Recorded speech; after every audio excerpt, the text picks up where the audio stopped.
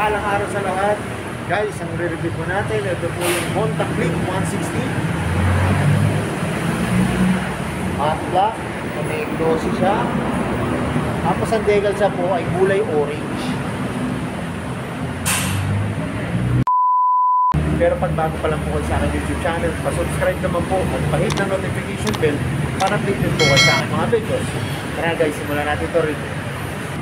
Guys, ito po yung Honda Click 160. Matte black siya. Pero guys, kita nyo, ang sabi sa akin ni Kuya, ano na po to? May nilabas po ito dati na yung version 1 niya ay 150. 150cc. Tapos naglabas po ng 160. Na ano po siya, mga matte siya. Ngayon, naglabas na ulit sila. Ito na po daw yung version 3. Click 160. Kung mapapansin nyo siya, halo siya. May matte po siya, tapos may glossy siya. Pero ano po to, black. Ang decal siya naman ay white saka orange. Simulan po natin sa gulong. Ang gulong po nito ay 100 by 80, 14 po ang sukat. Federal po yung tatak ng gulong. Kita nyo yung spike, ang ganda po, malalalim. Yan. Saka yung mga naliko po ng hanggang dito po yung kanyang spike sa gilid. Tubeless na po to. Ang sukat po ng kanyang disc ay 3mm. Ito guys yung kanyang brake caliper. Yan, ano po siya, Tokito. Yan, yan ang top. Yung kanyang fender sa harap po ay glossy na black. Yung kanyang front shock, matte black po. Ang ganda ng design ng mags ito guys, Yan, Tapos para siyang dark brown. Yan. Sa headlight naman po, kita nyo naman, pogi, May pagka parehas po sila ng Click 125. Pero to mas maganda po kasi yan nga po to, 160 siya. Ayan, ito po yung kanyang headlight, LED, yung kanyang signal light, yung kanyang park light, LED na rin po. May decals po siya rito na Click 160. Saka guys, ito meron siya rito parang visor shape. Parang makikita nyo ito sa PCX naman. Halo. Yan, may decals po siya sa gilid na Honda 160. Orange po saka white. Ang likod na gulong naman po niya, ang sukat naman ito 120 by 70. 14 po. Yung sa harap niya 14. Pati po yung sa likod 14. Magkasukat naman siya. Kita niyo yung spike. Federal din po yung gulong. Guys, wala siyang kickstart. Yan, ito po yung crankcase, walang kickstart. Yung kanyang rear shock ay glossy na black. Drum brake po yung likod niya. Ang taillight po nito ay LED, pati po yung kanyang magkabilang signal light. May reflector po dito. Ay nakalagay na decals Honda. May ilaw po dito para yung ating plaka kita po. Ito po yung kanyang muffler, ang ganda po. Yung tip niya, gray po. Ito po yung kanyang heat cover. May matte guard po siya. Ang ganda nito para hindi po tumalsik yung putek. Dito po sa underneath. Ito po yung tapakan ng kasan. Ang ganda po. Mga matibay. Medyo may kalihitan lang po pero ano naman po siya. Maganda po yung design niya. Saka yung kanyang grab bar, yan. Matte black. Ang parehas po nito, yun nga po, parang sa Honda Click, nag-iba lang yung design dito. Tapos yung kanyang gilid, yan, matte naman po to. Ito po yung kanyang decals. Okay. Tapos meron ditong glossy na gray. Yung kanyang upuan, ang ganda po. Malambot po, saka makapal. Tapos naka-camelback na po na design. Yan. Ito po yung kanyang susian. Ano na po siya, keyless na po siya. Tapos dito po, pag bubuksan nyo po, pipindutin nyo lang po ito. Yun. Ito guys yung kanyang U-box. Spacious din naman po. Pero tingin ko kasya po dito, half face. Tapos depende po sa full face nyo. Yan. Kasi yung ibang full face, minsan maliit po yung pagkakagawa. Pumakasya naman po dito. Pero kung full face nyo, mga medium lang po yung sukat, pasok na ho yan dito. May hook po para sabitan ng helmet o kaya yung pinabili nyo, pwede nyo isabit dyan. Ito po yung kanyang gas tank. May bearings po na plastic. Kanyang gas cover. Ayan. Maganda nito guys, so may bearing siya. Hindi siya magagasgas sa gas tank. Tapos ito po yung likod ng upuan. Yan.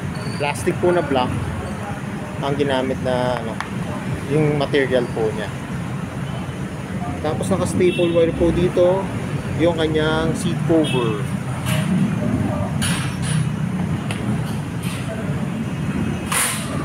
Ito naman guys yung kanyang manubela. Yan. Lambot ng brake lever. Tapos ito po yung kung ilalak nyo po. Yan, special feature po yan.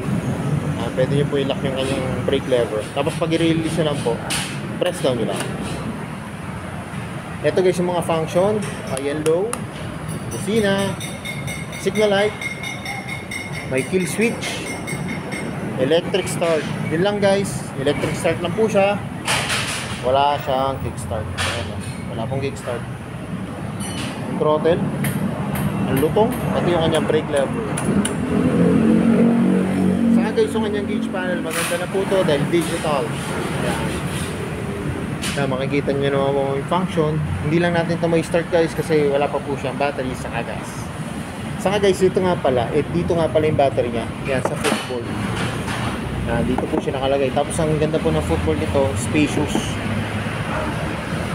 Tapos ito po yung function niya. Pag po, i-select na po, tapos i-set nyo na po. Makikita nyo po yung mga icon sa taas. Yan. Yung signal light, magkabila. High and low, sa engine, sa temperature. Pagka po naka kill switch. Yan. Tapos ito po, naka-alarm. Saka guys, meron siya rito packet. Ito po yung kanyang remote. Ayan o. Ganda o. Pag pinurchase po yan, isa lang muna ang bibigay sa inyong remote. Tapos yung isa, to follow na po, pagbayad na po siya. Yan. Ganda po ng remote nyo. Maliit lang.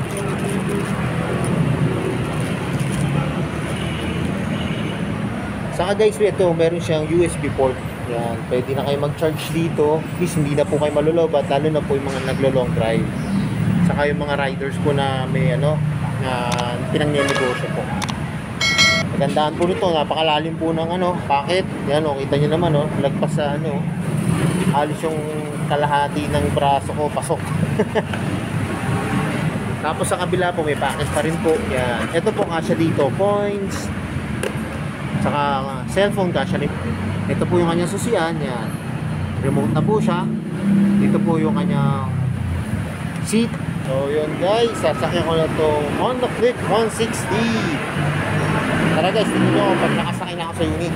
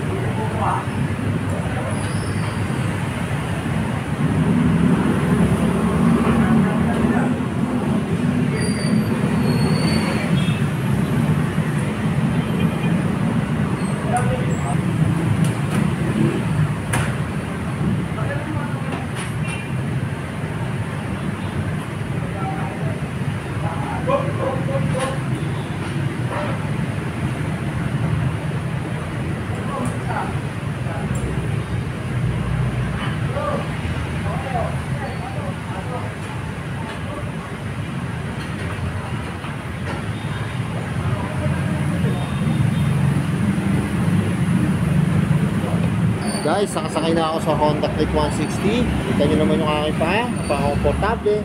Laki po ng galawan ng paa. Tapos yung clearance po sa tuhod, kahit matangkad po yung rider, pwede po to. Malayo po siya. Tapos yung kanya manubela, ayan ganda. Saktong-sakto lang po. Pati yung lambot ng upuan, ang ganda po.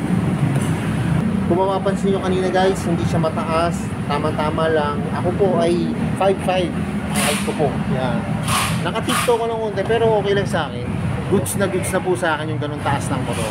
Yung suspension niya po, harap at likod, napakalambot. Maganda pong i-drive to. Kahit city driving po o kahit sa rough road po, pwede to. Pagkano ba ngayon itong Honda Click? 160. Tara, tingnan natin yung updated price niya. Guys, dito po sa may premium bikes, yan po yung kanyang cash price. 116,900 po. Kung kukunin niyo po siya ng installment, ito po yung kanyang down payment, 23,380 pesos. Yung kanyang 24 months or 2 years, 6,671 pesos. Ito po yung kanyang rebate, 600. Pagka po 36 months or 3 years, 5,412 pesos. Ito po yung kanyang rebate, 700. Tapos ito po yung kanyang mga regular freebies and rebate are included for every purchase on installment basis. Yan.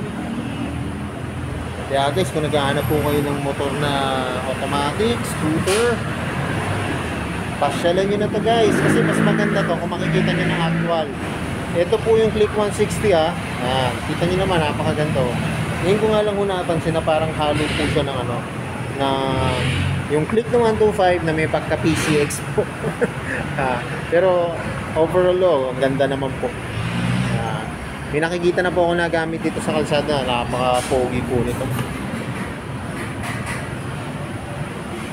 So ayun guys, hanggang dito na lang. Kung bago lang po kayo sa aking YouTube channel, pa-subscribe naman po. Kahit ang notification bell para updated po sa mga videos. At salamat nga po pala dito sa may Premier Bikes, dito po sa may Barangay Dila, Santa Rosa, Laguna. At nare-review ko po yung mga motor.